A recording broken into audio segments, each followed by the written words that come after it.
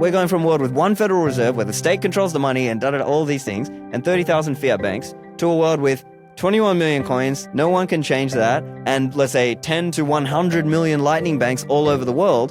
That's already a massive, massive improvement. Even if we get no further than that, Bitcoin would have changed the world. So there'll be some new Bitcoin companies that become banks, and there'll be some fiat banks that sort of see the way the wind is blowing and decide, okay, yeah, we gotta let our people buy Bitcoin, hold Bitcoin. Right now, the state is able to fund itself through cheap debt, right? Because they can print this money cheaply and they get all this cheap debt artificially through the printer because they control the money. Yep. In a Bitcoinized world, that's not going to be the case. We want as many people to self-custody as possible, but I also recognize that today, with current technology, it's not going to work for 8 billion people. So there are limits. What does that mean? What does that imply longer term? It means that a lot of Bitcoin users will be custodial. Just by hodling Bitcoin, you outperformed all these fiat people, you outperformed all these people trying to do property and... The moguls. Yeah, the property moguls and the fiat, all these things.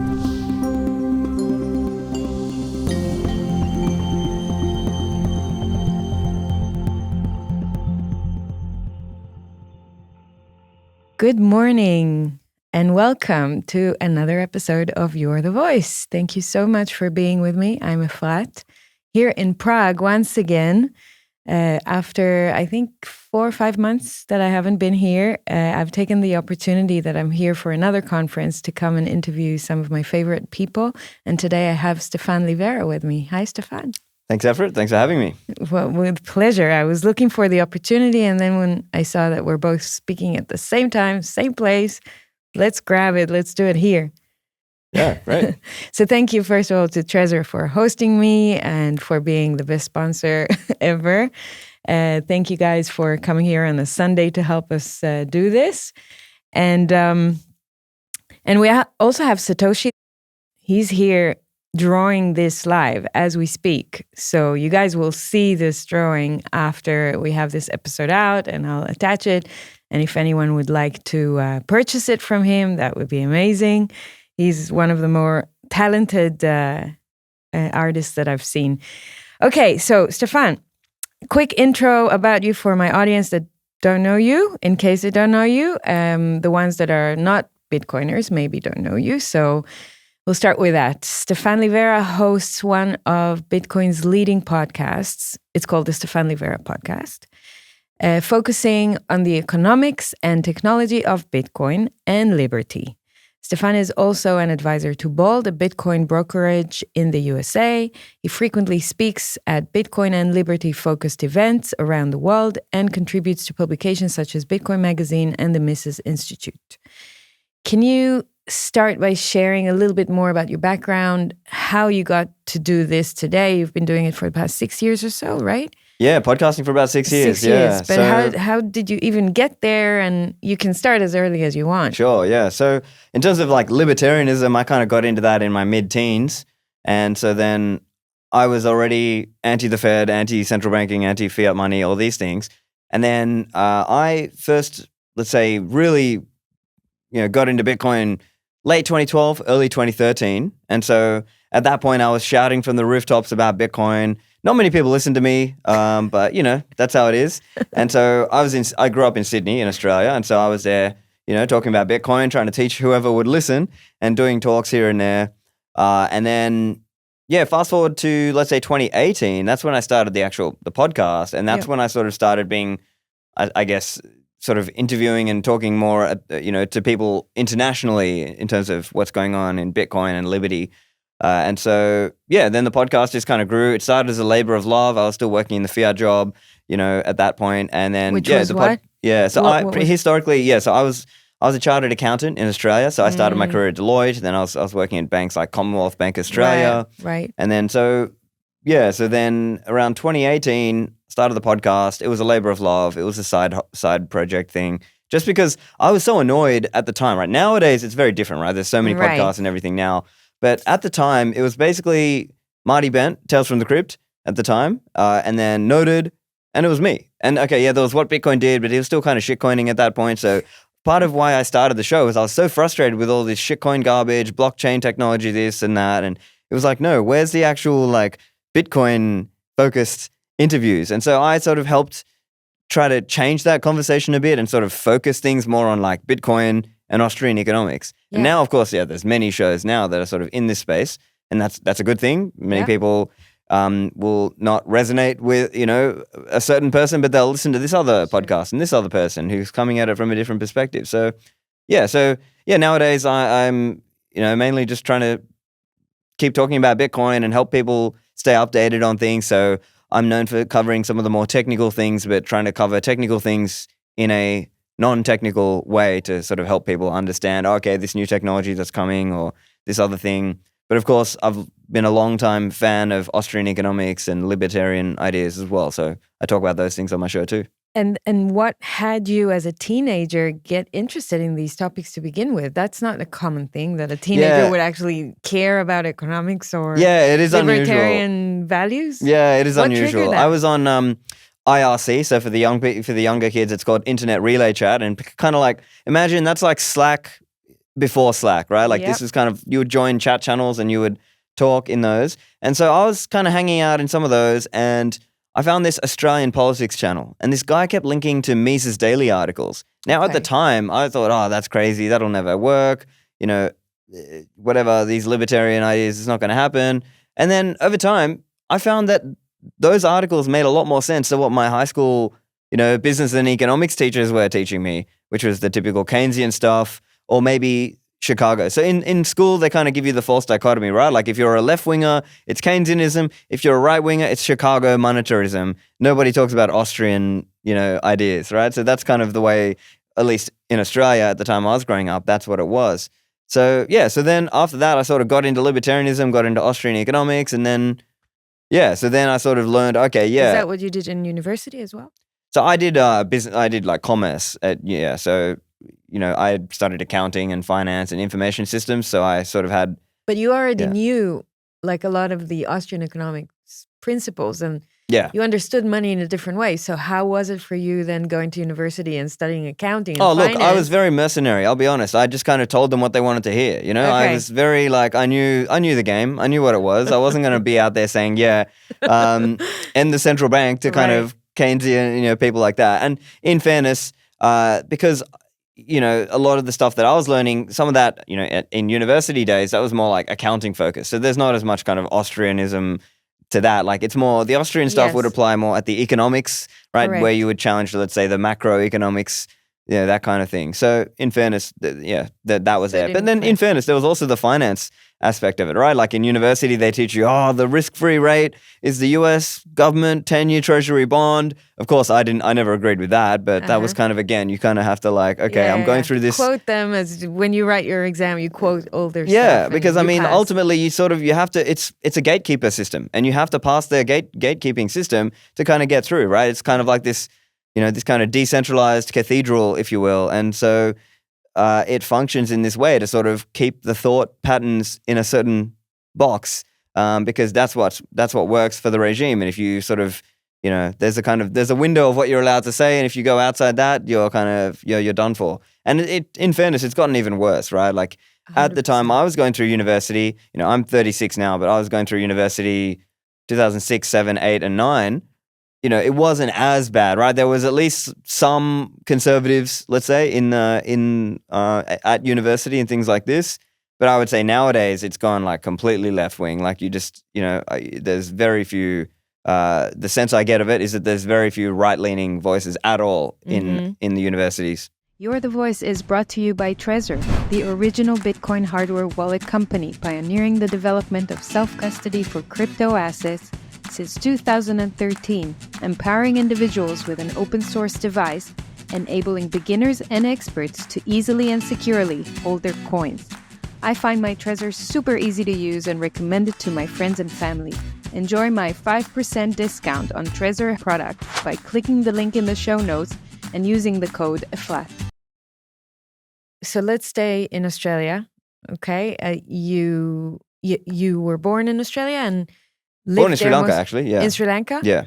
And can you tell me a bit about your parents, your background, like what had them come to Australia? I'm Australian as well. I came to Australia in 2001. Oh, I didn't know that. Yeah, Oh, and I I just lived assumed you were there. Israeli. Okay, yeah. I am, but I Yeah. lived in Australia for 6 years, from 2001 to 2007, and I got my Australian citizenship. Oh, And now cool. my son lives in Australia with his dad. Okay. And I stayed there for a while. So I was an immigrant, right? For 6 years. I did go back to Israel finally. I decided to go back, but I did, I experienced what it was like in the 2000s to live in Australia as an immigrant. So I'm like curious to know, what was your experience or your parents when they came to Australia? It was quite unique for me. I mean, I was never an immigrant anywhere else, but I was in Australia. It was quite hard for me to blend in. Yeah, I see. Yeah, so for me, my parents took me to Australia. I was 2 years old, right? So I basically grew up in Australia and I normalized and sort of naturalized into Australia. We became citizens and everything. And so, yeah, if anything, I think of myself more as an Australian than I am a Sri Lankan, Yeah. right? Because I've grown up in Sure. Australia.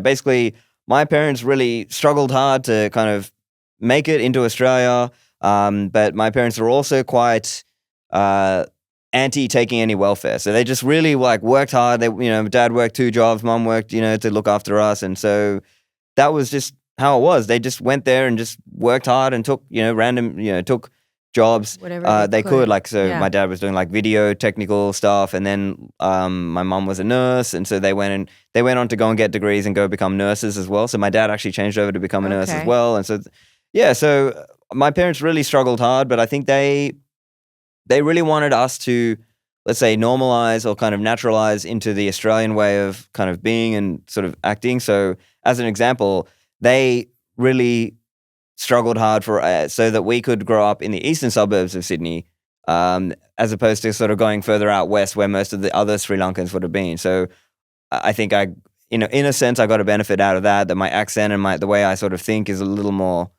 Yeah. with the Australian way of thinking, as opposed to like going to these enclaves where people just kind of they don't really assimilate as Mesh up. much. Yeah, sure. I don't think that's as much of a problem with, let's say, Sri Lankan Australians per se, but you do hear about that aspect. I mean, now it's becoming a conversation now with the whole how much immigration should you have? How much assimilation should you expect out of somebody who comes to a country?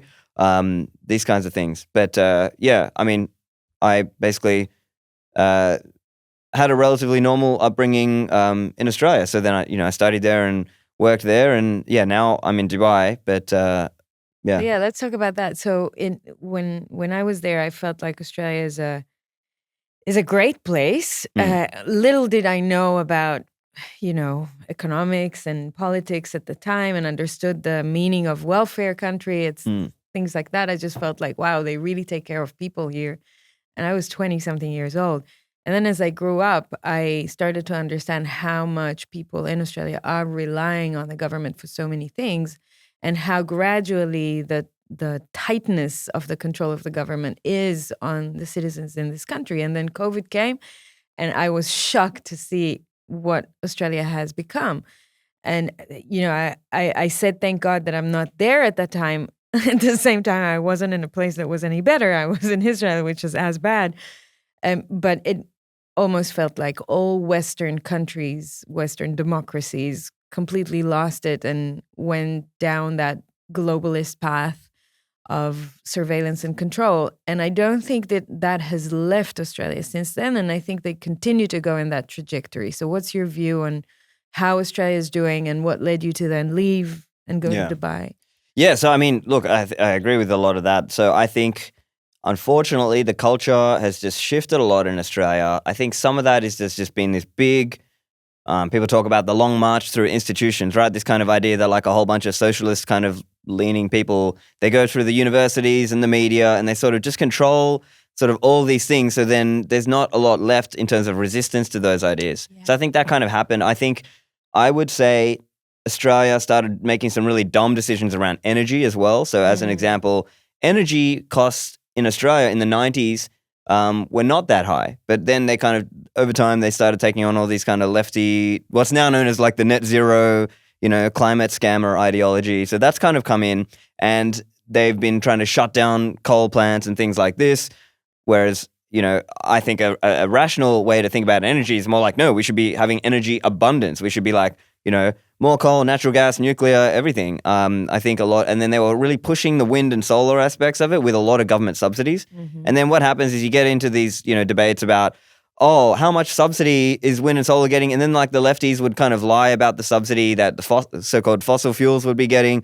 So that's one angle of it. And then the other angle of it, I think, is in the 2010s, we started to see this kind of woke culture start to rise more. Now, in the early 2010s, I would say most people sort of saw it like, these are just kind of a few crazies in university.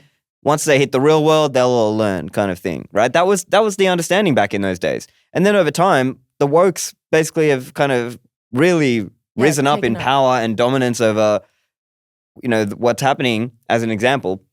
And then, so I think now we're sort of in this weird place where there are some serious governance and governmental failures happening. And I think touching on what you were saying around the welfare aspect, that is also getting worse and worse around the world. But in Australia, there's this thing called the NDIS, National Disability Insurance Scheme or whatever. But what I'm hearing, I don't follow it super closely, but my understanding of it now is that I'm hearing there's a lot of rorting of that system going on. There's a lot of people who are claiming to be disabled when they're not really, or there's kind of, it's just welfare statism. It's kind of UBI light, if you will. So a lot of these things are kind of going the wrong way in Australia. But I would say let's say the government debt situation is not as bad in Australia as it is in, let's say, the USA, the UK, some of the other, let's say, Anglosphere, English-speaking nations. But it is kind of on a bad path in... Relatively to Australia, it's getting worse. Relatively to other countries, I agree, but it's like it used to be a relatively strong country. Yeah, they used to call it the lucky country, right? Exactly, which has all these natural resources that it can enjoy. And now most of it is like sold to China, and Australia has very little benefit out of its own resources. Right, and my answer to that would be, part of that is because Australia has very high energy costs. So in a sense, they kind of chased away the manufacturing, because how are you going to manufacture when energy costs are going so high? Yeah. So I think Australia should be a lot richer than it is. Of course. But unfortunately, bad governance, socialist ideas, left-leaning, climate zero, whatever, net zero, whatever ideas have really constricted Australia and restrained its future growth, right? Because as an example, they could have had a much bigger kind of manufacturing, industrial, and kind of added, those kinds of things where they take those natural resources and produce them and then sell the product, the product from that, as opposed to now where they're just kind of selling a lot of natural resources. So the kind of the pejorative or the kind of saying I've heard people say is Australia is all about houses and holes, brah. It's kind of, it's all about, digging resources, and it's all about real estate, right? So a lot of people in Australia, they kind of have this fantasy of being a property mogul, right? So it's all, and this happens elsewhere around the world too, right? But everyone wants to be like a real estate mogul, and you got to, they kind of glamorize, they'll see these articles on websites like domain.com.au, and it'll be like, oh, look at this 26-year-old who's got, 25 properties, because they leave it up and leave it up and leave it up. And, everyone looks like a genius in a bull market, right? So it's kind of levering up on the property. And of course, this comes back to fiat money and obviously the Bitcoin conversation, because a lot of these people, they all think they're geniuses, right? But the reality of it is that fiat currency and cheap leverage is what has enabled these things. Now, of course, things can go the wrong way when it's like the GFC or it's the, the housing market goes the wrong way, and and these people will leave it up. But for now, there's like this institutional setup of, get a loan. The government will subsidize the loan effectively through the central banking and the fiat money system. And so people are taking out these very leveraged positions on houses, right? They might put down 20% on a house or whatever. And think of that. That's like a 5x long. It's so loosely. Obviously, there's differences to it. But someone like Lynn Alden has spoken about this idea as well, that it's not just the kind of you're levering up on property. It's that they are effectively getting a fiat short, right? You are going short the fiat currency. And we're seeing this in various countries around the world. But as an example, if you go to, the typical like social outing in Australia, you might have a barbecue at someone's house. And at the barbecue, everyone will be talking about, oh, look, I bought this property for this much, and oh, look how much it is now, and da-da-da, look how much of a genius I am, da-da-da. Like that's very much the conversation. It's like, if you don't own property and you're not trying to be a property mogul, you're a loser. Like that's the sense of it, right? And so everyone wants to try to be a property speculator, and then think about what that does. The prices are rising like crazy. I saw some prices in Sydney that are insane. Oh, absolutely. And so you think about for dumps. Yeah, what that is as a multiple of people's salary. It's going through the roof. And so every day, let's say 20-year-old or 20-somethings, they can't afford a place unless they've got rich parents. And so I think there's also a little bit of a generational battle going on there as well. So it's kind of like you think about the different interests here, right? So you've got the older generations who they bought a property in the 70s or the 80s when it was way cheaper. And so sometimes the battle happens where these boomers and maybe some of the older Gen X will sort of frown on the millennials and the Gen Z people saying, oh, see, you're buying too much, smashed Davo and you're, buying your coffees in the shop and da-da-da. Why don't you work hard? And there are all these young people saying, no, mate, like even if I didn't eat outside at all or go on any holidays, I still wouldn't be able to afford it. And if you look at, objectively speaking, how much of a percent of their salary is going towards their housing cost, it's much higher as a percent. Right now, yes, you could argue there are certain things that, the boomers and the older Gen X people had. Yeah, there were some aspects of life that were harder for them. But I think what we're seeing, and again, to me, a lot of this comes back to fiat currency and Bitcoin. But for me, I see it as the world is going through this moral and social decay because of fiat currency, right? There are cultural consequences to fiat currency. And so we're seeing this kind of atomization of society. There's less focus on family. It's more about the government. It's more about the state. The state wants to take away your other forms of governance, right? Family, church, community, other, private forms of charity, other private forms of governance, and insert itself. They want to install themselves. Okay, you don't need that. We've got the welfare state. You don't need, homeschooling. You've got our educational system. You don't need this other thing. Here's our university system that we control, we dominate. And so you sort of look at these different interests in society, and I think you can sort of predict a little bit the way it would have gone, right?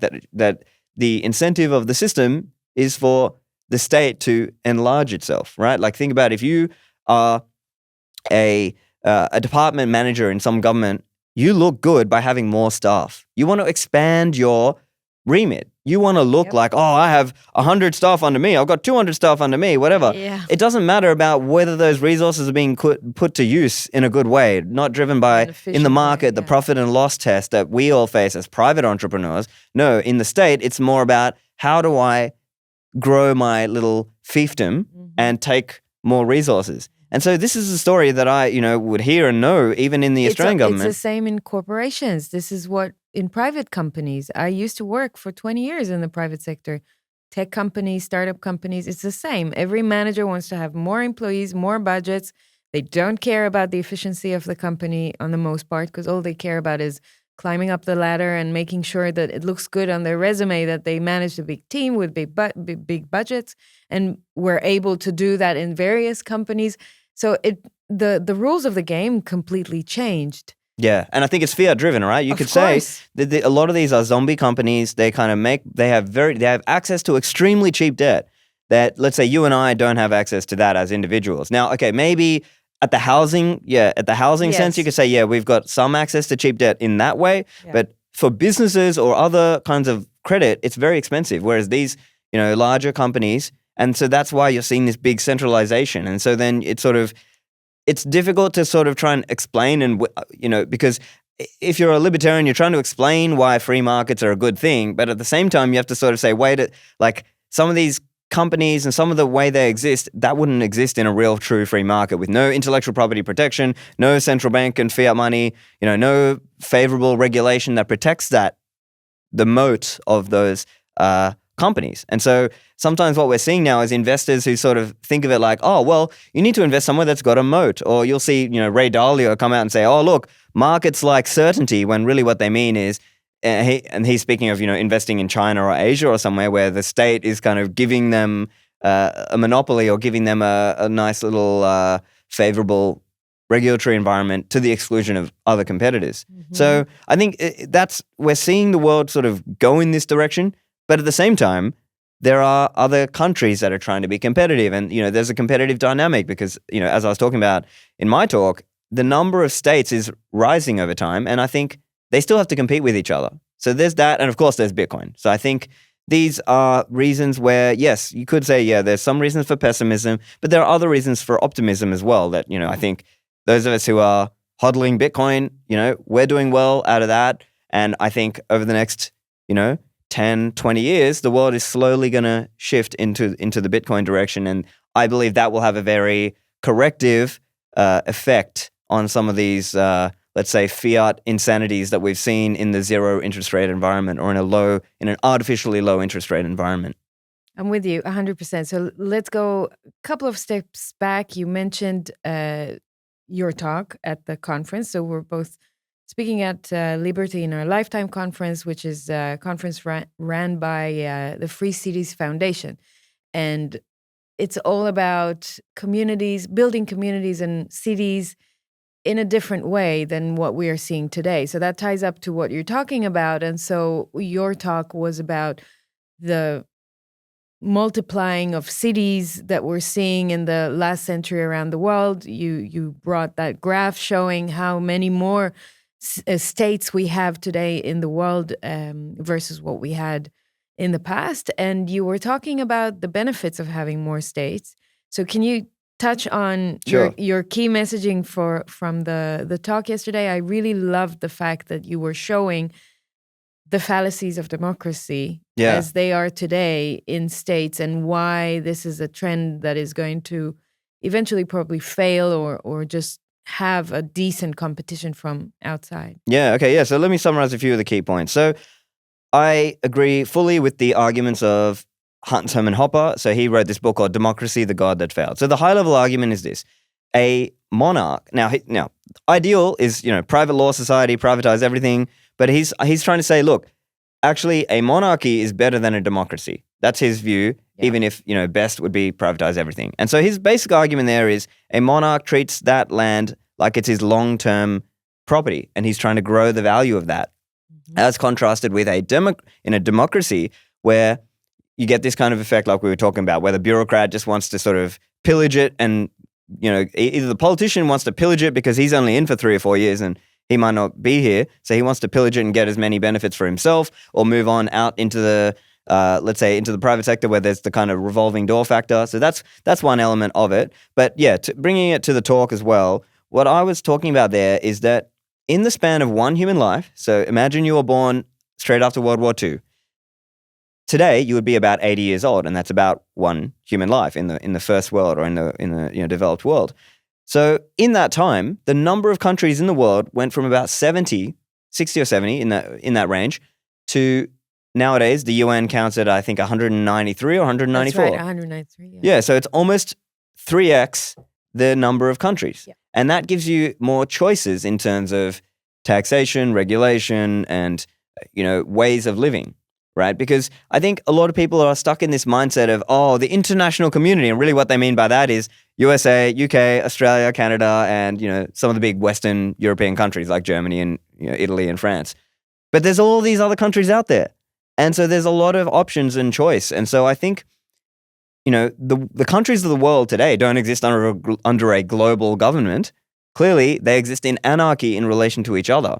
And so it's a similar kind of idea that, well, you as an individual don't have to be stuck, the country you were born in, the country you grew up in. It doesn't have to be that way. You can go elsewhere.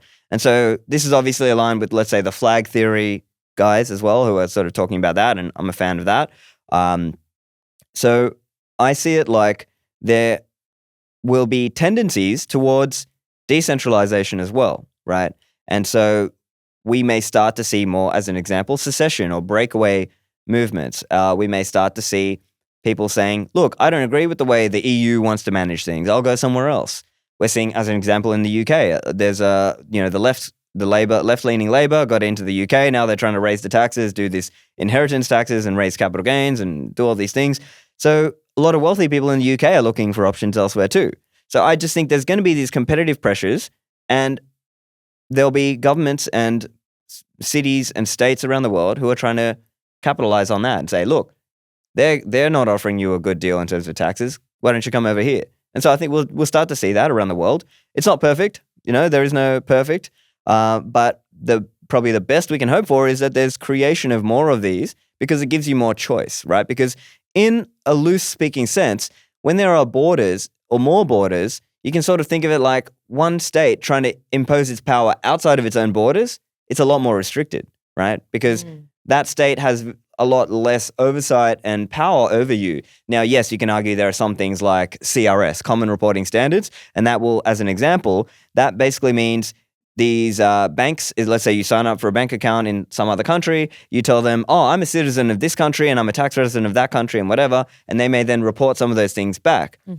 So, yeah, there are some elements to which they will still try to surveil and monitor you, but there's a lot less kind of control if you're outside the country for obvious reasons. And so this is something that, individuals and companies can start to potentially use, where maybe they jurisdiction shop because they want somewhere with maybe lower taxes or better regulation, or maybe, well, here's another example, somewhere that's safer, right? We're starting to see that conversation come up now in the UK.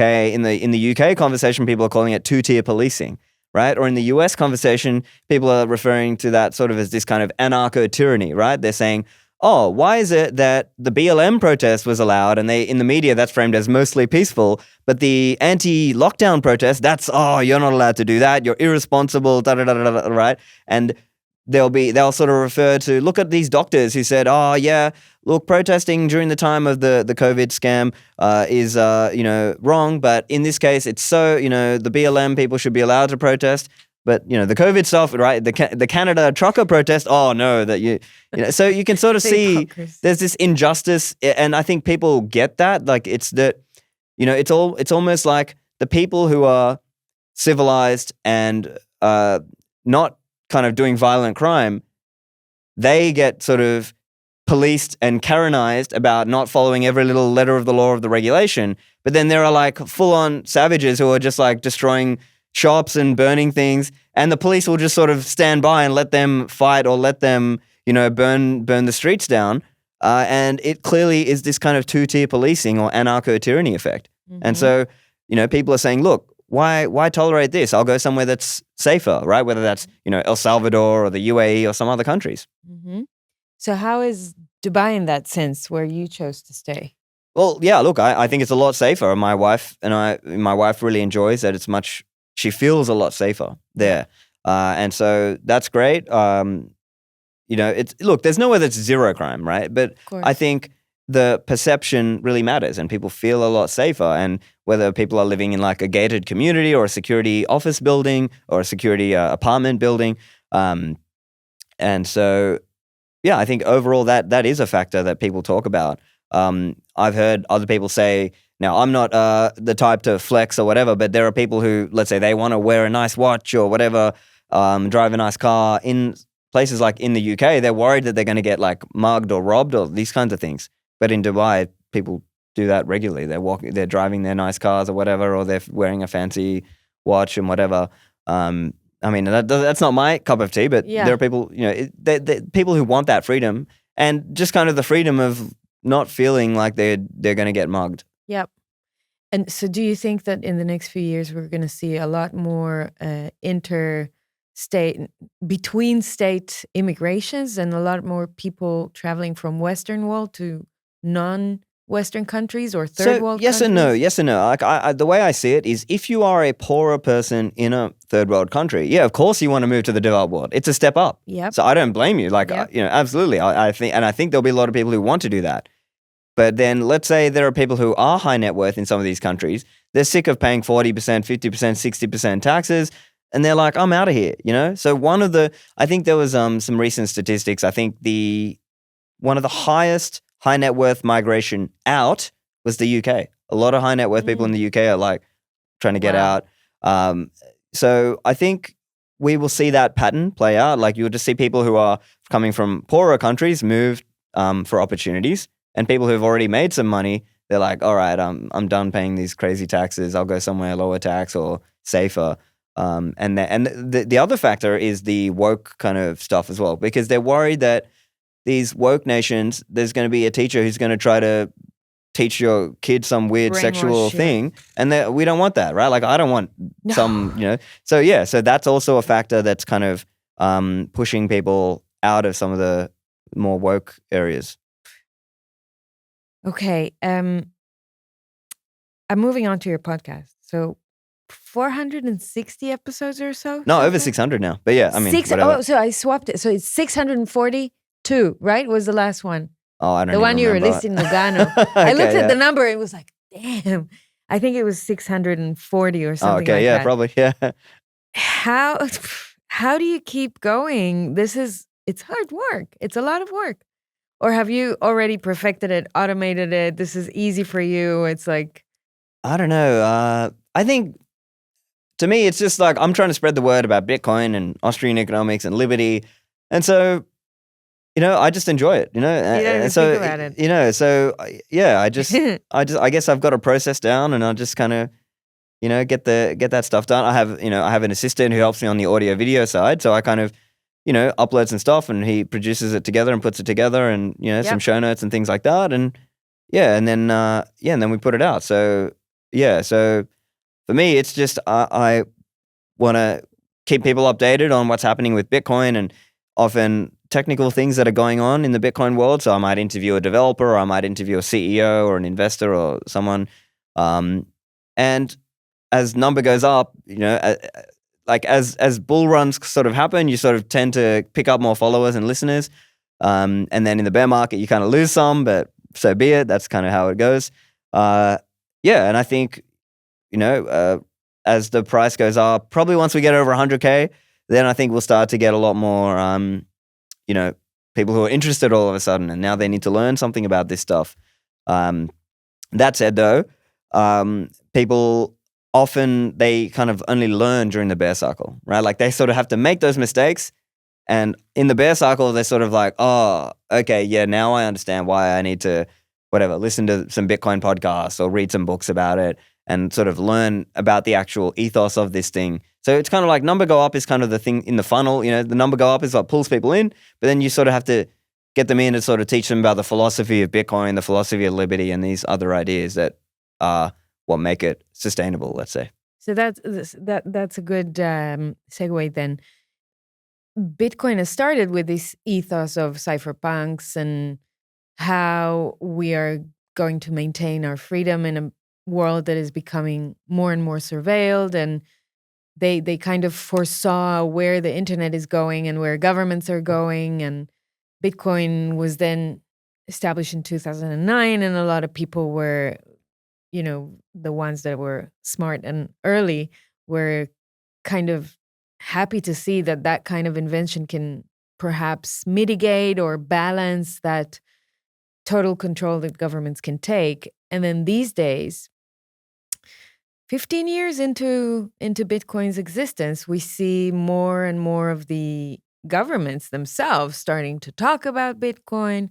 The suits in Wall Street are starting to make noises of integrating it into their portfolios and their customers' portfolios. We see BlackRock and the 11 ETFs that were approved in the beginning of the year. And we're seeing institutional adoption, maybe nation-state adoption coming in. How do you see those two trajectories for Bitcoin coexisting? And what's your take on how Bitcoin is going to be viewed by the mainstream that hopefully will enter the game? Yeah, so there's different schools of thought on this, but the way I see it is it was always going to go this way, right? That there's always a kind of, there's an eternal September effect, right? So for people who don't know, the basic idea is, I might butcher some of this, but the high level of this is that in the early days of the internet, there used to be like these university people, because it wasn't that easy to get on. And so Usenet, and there were people kind of chatting on Usenet and things like this, online forums and things. And so the idea was every September, there'd be a new round of students coming in who were getting access to the internet for the first time. And it required, let's say, enough kind of old timers to sort of enforce the rules or kind of enforce the culture of how you interact on the internet. But then what happened, I think the idea was after, I think AOL or one of these big internet providers turned on access, there was just too many new people coming in to sort of enforce the culture in a way. And so that effect now is known as eternal September. And so I think you could argue a similar things, has already happened or is happening with Bitcoin. That, Yeah, sure. In the early days, it was cypherpunks, crypto anarchists, libertarians, and cryptographers and people. But it's mainstreaming out, right? You had this kind of round of hedge fund people, you had this round of kind of gambler people, all kinds of things. And now, governments, ETFs, and these kinds of aspects. Now, in one sense, we could argue that it is an overall good thing that states do hold some Bitcoin. Now, I understand from a libertarian perspective, that's kind of a debatable point, because in one sense, you would rather the state, not have that, and you'd rather have individuals have it. But here's where I think, in a sense, if a state adopts Bitcoin as a strategic reserve or Bitcoin legal tender like El Salvador and other places, then it, to some extent, is ceding monetary, seigniorage, right? Because seigniorage income is the amount of income that the state makes by just printing more money. And so to an extent, if more and more people start adopting Bitcoin, because it's part of just the process, right? That there will be governments around the world who just adopt Bitcoin. Now, of course, I want government as small as possible, or ideally, fully free market everything. But we also live in the world that it exists today. And so, we're not moving to anarcho-capitalism tomorrow. It may not even happen in my lifetime. So we might as well try to, sort of influence things in a more liberty-focused direction where we can, where it's possible. And so I think there will be governments who adopt Bitcoin, like you're saying. There'll be these ETFs. It'll be part of the mainstreaming of Bitcoin. There'll be a lot of people who just want to hold it on their brokerage platform. Of course, we want as many people to self-custody as possible. But I also recognize that today, with current technology, it's not going to work for 8 billion people. So there are limits. So what does that mean? What does that imply longer term? It means that a lot of Bitcoin users will be custodial. Now, I think I've sort of made my peace with that. About it? Yeah, I've sort of made my peace with that. Now, longer term, like let's say maybe we can in the future get some kind of covenant soft fork upgrade that kind of raises that number. Maybe we don't get 8 billion, but maybe we can go from like 100 to, a billion or 500 million or something like that. Maybe that would be helpful. But I see Bitcoin primarily as challenging, let's say, central banks or government control of money. I still see a future where there will be a lot of Bitcoin banks, and they may be Lightning banks. Of course, the early days, the idea was be your own bank, right? And of course, hold your own. If you can hold your own keys and run your own Bitcoin node, you can be your own Bitcoin bank. It's just that I recognize the limitations of the current the way we have Bitcoin now. It's not going to support 8 billion on chain plus another 300 million corporate entities and government entities. So the ballpark number you sort of hear people throw around now is somewhere between 10 million to 100 million. That's how many on-chain users of Bitcoin that you could kind of realistically support today, even with Lightning. Right. So if that, even if we just say 100 million can use Bitcoin, that basically means the richest 100 million people or 100 million entities on Earth who can use the chain and who can afford to and kind of in practice can do it.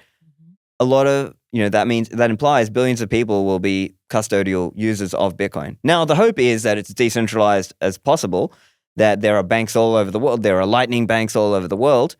But that's kind of current state of play. Now, as I said, hopefully we can raise that number over time if the community comes to consensus on some of these potential upgrades, like a covenant soft fork or something like this. But that's where we are today. Well, what would you envision in terms of time frame for something like that to start happening? Like banks to start forming, all kinds of initiatives related to custodying people's Bitcoin for them. I mean, I know that there are some solutions already, but it's not large scale because not a lot of people are in the game yet. So, I mean, one way to interpret that is in the early days, crypto and Bitcoin exchanges were the banks of the Bitcoin. Think about like Mt. Gox and, of course, all these early exchanges. So they kind of are, in a sense, your Bitcoin bank already. Now, of course, we want as many people to be their own bank and self-custody. But as I said, there's limits. So longer term, what I see is services that, maybe they allow you to hold, 2 of your keys and they hold 1 key, this kind of thing. Like Bold, where I'm an advisor, has a 2 of 3 vault. But of course, Unchained Capital has something like this. Hodl Debify, I think they have a 3 or 4 model where you can borrow against your coins, this kind of thing. So whether it's custody or lending, I think we'll start to see this kind of hybrid model especially for higher net worth people where they really want multi-sig. And then, for other users, they'll just be totally custodial. But my hope is that there's lots of these banks all around the world, and there can also be this kind of community banking idea, right? Like I'm sure Obi and what he's doing at Fedi. So that's kind of like this community banking idea. So maybe I love that. That's kind of, so it's going to be choose your trust model, right? Based on what you can afford and what you can technically achieve and what you're motivated to go and do. Because it's kind of all of those things. Can you afford it? Can you technically do it? And are you motivated to go and do it, right? Because even today, you and I'm going to take a guess, you don't run your own email server. Right? No, I don't run my own email server. You use other email servers. So I think that's the way it's going to go. But the argument and the point that some people would make is that, look, Bitcoin doesn't necessarily have to go the exact same way as email. But if you look at other internet protocols, IPv4, emails protocol, which is SMTP and I think IMAP, right? And so those are other examples of internet protocols that kind of that went a certain way. And so we'll see what happens with the Bitcoin and Lightning and other L2 protocols. My hope is that, we get as many people as possible who can, hold their own keys. But ultimately, I think even if we got no further kind of new features and upgrades, let's say we just only had 100 million Lightning banks, I think the world would be a lot better in that world. Because think about it today. You got one Federal Reserve. The number of banks around the world in terms of fiat legacy banks, probably 30,000, 40,000, something in that range. That's it. Right? So we're going from a world with one Federal Reserve where the state controls the money and all these things, and 30,000 fiat banks, to a world with 21 million coins. No one can change that. And let's say 10 to 100 million Lightning banks all over the world. That's already a massive, massive improvement, right? Even if we get no further than that, Bitcoin would have changed the world. Bitcoin would have already, and coming back to what we were saying earlier and what I was talking about earlier, like moral, social decay and this kind of the cultural consequences of fiat money, I see even in that world with 10 to 100 million Lightning banks, that would also change massively in terms of, culture and economics and the size of the state, right? Because I think right now, the state is able to fund itself through cheap debt, right? Because they can print this money cheaply and they get all this cheap debt artificially through the printer because they control the money. In a Bitcoinized world, that's not going to be the case. So they're going to have to be a lot smaller. And so this factor we were talking about of, bureaucrats who want to say, oh, look at my department of 200 people under me or 1,000 people under me, that's not going to be the case. They're going to have to be efficient. And so coming to the kind of the theme of, the conference, Liberty in Our Lifetime, it's like this idea that and free private cities is make governments compete for you. And I think for now, it's it's not as easy for everybody to kind of just go around the world and whatever, right? Yeah, it kind of applies for the higher net worth people and maybe higher skilled people. But over time, I think the effect will sort of filter down and more people will be able to do that. Of course, Bitcoin is an important tool in this, in this transition. But I think that is going to change some of these social and cultural aspects of how society is. Wonderful. And do you envision that the current commercial banks will enter the game of Bitcoin? Do you think they will adopt it? Or they will be obsolete and then new banks will come to life? So, I think it'll be a mix. There'll be some new Bitcoin companies that become banks, and there'll be some fiat banks that sort of see the way the wind is blowing and decide, okay, we gotta let our people buy Bitcoin, hold Bitcoin. And so we're starting to see this also, right? Like some of these, like was it BNY Mellon that wanted to get the ability to custody Bitcoin, right? And so this was a conversation in the US. I think it was called SAB 130. They got approved. Yeah. So I think the conversation was something like there was some SEC regulation that was blocking banks, but then they got an exemption to do it. And then, there's been a lot of, political back and forth on that particular point of who should be allowed to custody, should banks be allowed to custody Bitcoin? And I think to some extent, these banks have seen, look how much the Bitcoin ETFs were like a world-beating product. They were just like massively smashing the records of for new ETFs having how much demand there was for them. The banks want a piece of that pie. So of course they will want to custody Bitcoin. And then obviously, what's the next natural product of that? Lending, right? They want to make money. They want to lend on top of the Bitcoin. So I think that's something we're going to see that will evolve over this cycle. But then, I think we are humans kind of collectively, we're very much a herd animal. So we're going to see this kind of, my guess is that we'll see this kind of same kind of momentum, and then, there'll be a moment where kind of the price has gone beyond what, let's say, the amount of people who are buying it can sort of sustain. And so then we're going to have a crash. I don't know if it'll be an 80% down crash, but maybe it'll be like, 60%, 70%. I'm guessing, right? I don't know. None of us knows. But so I think we'll see these cycles kind of play out over time, just as we've seen them happen before. Now, maybe it'll be a little more muted than historically, the volatility. Whereas, in the earlier days of Bitcoin, you saw these 80% drawdowns. And can you imagine like taking an 80% drawdown? In the normie stock market, if they have like a 5% drawdown, they're all like losing their minds about crazy. that, right? Whereas in Bitcoin, people could just, people shrug off like a 50% drawdown. Nerves of steel. Right? Yeah, in order to be a real hodler. But again, eternal September, there'll be all these new people coming in and they won't have been through these 80% drawdowns. So, for them, it's going to be harder. And so sometimes people talk about, I need to touch the stove before I learn.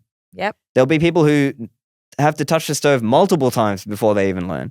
Yep. Right. And so some people will get burned on custodial platforms. Some people will get burned in whatever the next FTX is. There'll be all these things that happen. Now, of course, as much as possible, choose your trust model, choose your trade-offs, not your keys, not your coins, all of these things. But there will be people who get wrecked because they don't learn. They're new. They just think, I just want the easy thing. Let me just buy this thing on the platform. So let me play with some shit coins. Yeah, of course, there'll be people who do that. I mean, I think my hope, though, is that, let's say, more and more ETFs start to offer in-kind withdrawal. So I'll give you an example. In Australia, Monochrome is doing that. What is Monochrome? So they're a Bitcoin ETF provider in Australia. So obviously, they're tiny compared to the US market, but they have something that's, I think, is unique. I interviewed Jeff. I know Jeff, the founder. They allow you to withdraw on-chain. So imagine that, like you're a fiat normie, you come in at the top. You can get your actual asset instead of fiat? Yeah, now this would be withdrawing, this would be like a redemption. You're leaving the fund. But the idea is you could come in like top of funnel, you're a fiat normie, you just buy this thing on your stock platform. And then you can leave and then later Bitcoin. You could literally, That's amazing. Right? And that Now, doesn't happen in the US. Yeah, not available in the US because and some of that is around this cash creates versus in-kind redemption. But hopefully over time. Now, of course, there could be interests that don't want that. Maybe they try to block this. Right. But hopefully, let's say 10 or 20 years down the line, that might be an option as well. So that could also be another kind of interesting way the industry evolves. Let's see, right? But of course, until then, there'll be all these people who are buying Bitcoin in their retirement accounts and whatever. And there'll be people buying MicroStrategy. There'll be people buying, Bitcoin mining stocks, public miners and things like that. Of course, holding your own keys on your own hardware wallet or your own multi-sig, I think of that as the best level of sovereignty. But there'll be people who say, look, I might keep most of my coins there, but they might want to put some coins into a platform because they want to borrow against their coins or they want to do these things. I can't stop them, but that appeal will be there. Yep. Max Kaiser said at Nashville that they're going to open a Bitcoin bank in El Salvador. Right. And I believe Saylor is going to go in that direction as well with MicroStrategy. It's just my guess, but it just feels so natural for them. Possible. I mean, I guess it's hard to predict how things go, but let's say as long as the fiat printer exists, people will try to abuse it. People will try to use it, right? Like, I mean, it's kind of... And fractional reserve. Yeah. Yeah, like because this is another big debate in the Austrian kind of circles. I've been on the full reserve side, and I've been kind of in the pushing that side of the debate. But there are people in the Austrian school that would say that fractional reserve is something good. Yeah, so I'm surprised. It's complicated, right? Yeah, it's a complicated thing, and it's not my argument. But if I had to try and steelman their view, they would see it like you can't escape some of these things, or they would have certain carve-outs that they see as legitimate. So they might see it like, this, commercial bills doctrine or this kind of terms of trade. And then there are others who, let's say, would have considered themselves Austrians in decades gone past, but nowadays they're not really seen as Austrians. So, there's all kinds of different reasons and arguments around that. I believe Bitcoin is different though. I believe Bitcoin will kind of... People who try fractional reserve eventually get wrecked, just like FTX and Mt. Gox and these things. So I think certainly there'll be people who try, but I think the system will not create a kind of sustainable fractional reserve over the longer term. Yes, there'll be people who try, but I don't think it'll sustain longer term. Interesting. I need to also at one point interview Caitlin Long. I really want to. Right. Yeah. She's definitely in the full reserve camp, and she's, yeah. Wow. And I'm not surprised that they're putting all those sticks in her wheels. It's just like it kills all of their existing paradigm. Yeah. And I mean, to me, this comes back to this is the banking parallel of the two-tier policing. All right. It's like if you're on one side, you're allowed to do this thing, but on the other side, no, you're not allowed. Right. So it's kind of there is a two-tier system, and it's going to take time before, let's say, the free market and Bitcoin surpasses. It will, I believe it will, but it's just there's going to be, some hurdles. There's going to be some challenges on the way. Sure. Okay. What do people need to know about Bitcoin and they don't, on the most part? Or they're overlooking or missing, in your opinion?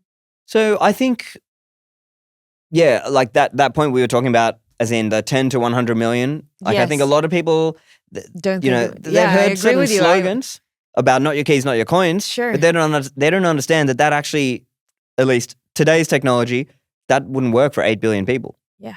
Whereas I think a lot of the more casual Bitcoin followers, they wouldn't know that.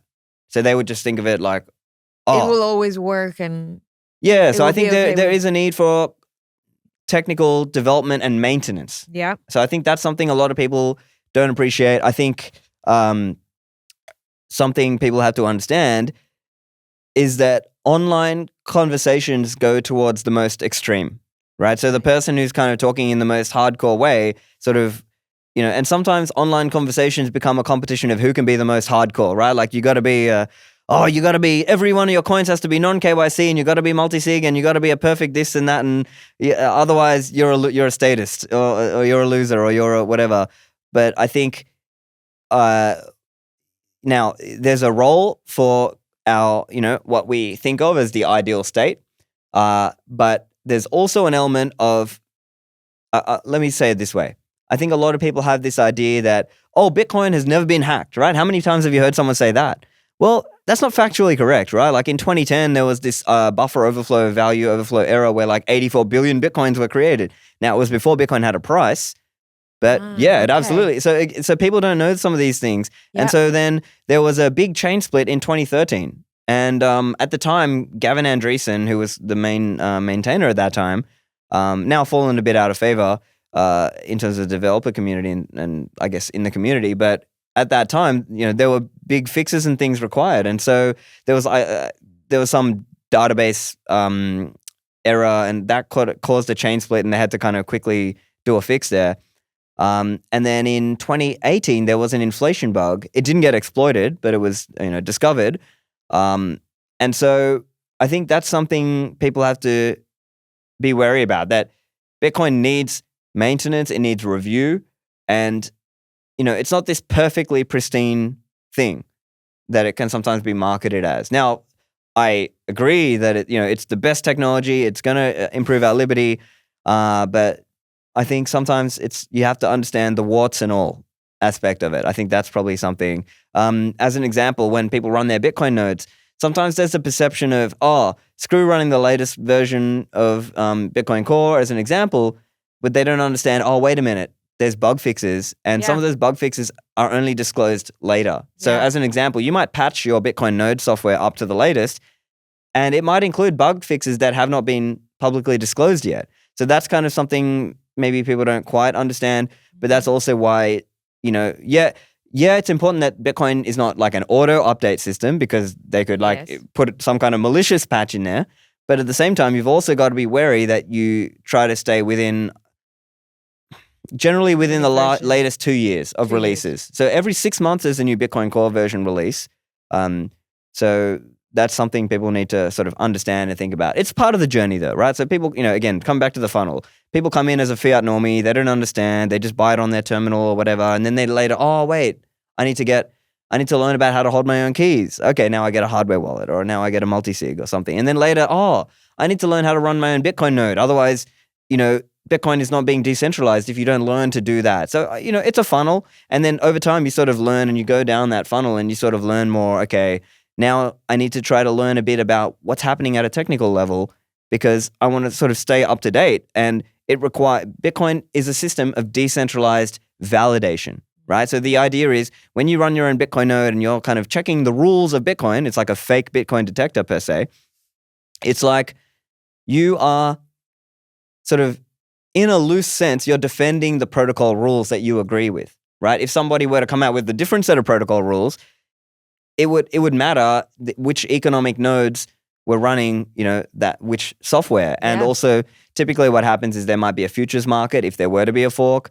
And then so people might, sell one side and buy the other because to reflect their view. And this happened back in 2017 as well around SegWit 2x. There was B1x and B2x. So, I mean, we're kind of getting into technical details, but my point is more just that over time, as you learn more about Bitcoin, you become a bit more of an active Bitcoiner and you start to think and try to learn more about what's happening at a protocol level because that is what defends and keeps the system decentralized. Now, of course, there's also other elements in which, we need to be wary. So, for example, mining decentralization, that's something. I know the Ocean guys are really working hard on that. And there's, there are other people like Demand Pool as well. They're doing Stratum V2. So there are efforts on that, but it just, eternal vigilance, right? It comes back to eternal vigilance is the price of our liberty, that we can't just sort of get complacent. Yeah, for sure. Wonderful. Which resource of yours do you recommend people to start from if they want to start following you and your work?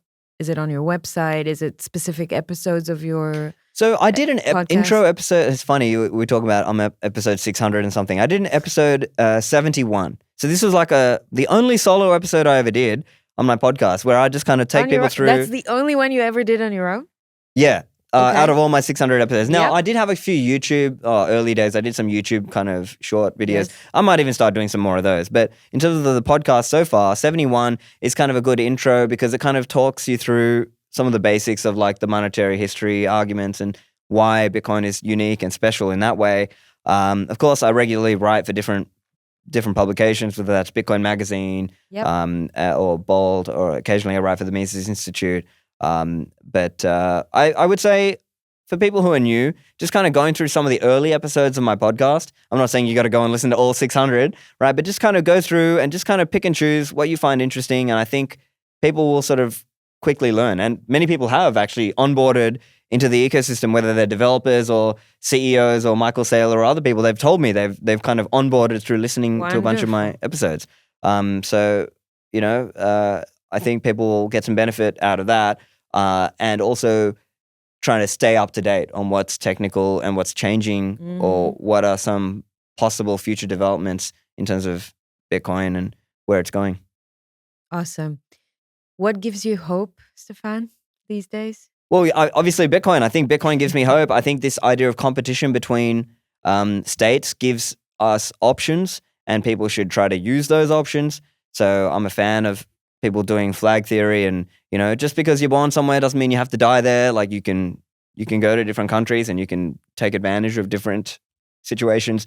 And I think it's just I think probably one interesting takeaway I would give people is think about the imbalance, how much content there is out there nowadays about property flipping or doing Airbnb arbitrage or rental stuff or doing stocks and dividends. There's actually not that much about just hodling Bitcoin. And when you really stop and think about it, over the last 10 years, Bitcoin's CAGR, compound annualized growth rate, something like 65% per year on average for 10 years. Now, to be fair, I think it's going to taper down over time, right? Like if I'm guessing for the next 10 years, maybe 35 or 40%, something like it's going to taper down over time. But isn't it crazy that you could have just by hodling Bitcoin, you outperformed all these fiat people, you outperformed all these like people trying to do property and the moguls. Yeah, the property moguls and the fiat, all these things. But there's so much excitement because people think they need to be doing things about property or stock investing or bond investing or whatever. Yeah. They don't realize what's staring them in the face right now. If you just hodled Bitcoin, if you just, get some Bitcoin, earn it, mine it, buy it, however you do, whatever, and just hodl it on your hardware wallet or your multi-sig, and you'll kick the ass of done. basically all these people who are putting in all this work. So I just think it's under-recognized right now. And so look, if I'm kind of spelling out what I think I don't hold any gold. I'm bullish on gold over the next 10 years, but I think Bitcoin is going to outpace. I think Bitcoin is going to do much better over the next 10 years than gold. And so the world is going to slowly recognize that over time, whether that's individuals, companies, family offices, counties, states, nation states, they're all going to start learning and coming around to Bitcoin. Amen. Hallelujah. Okay, Stephan, following you where? On Twitter? Yeah, so Stephan Livera on X. You can find me on Nostra, stephanlivera.com. You can find my podcast searching Stephan Livera Podcast on all the platforms. And you can find my articles as well just online, Stephan Livera. Yeah. I highly, highly recommend following Stephan. I thank you so much for doing what you're doing and having all that passion and having the patience to explain things to people, even though you've been in that space for so long. It's really inspirational. Thank you so much. Well, thanks for hosting me, Efrat. Pleasure.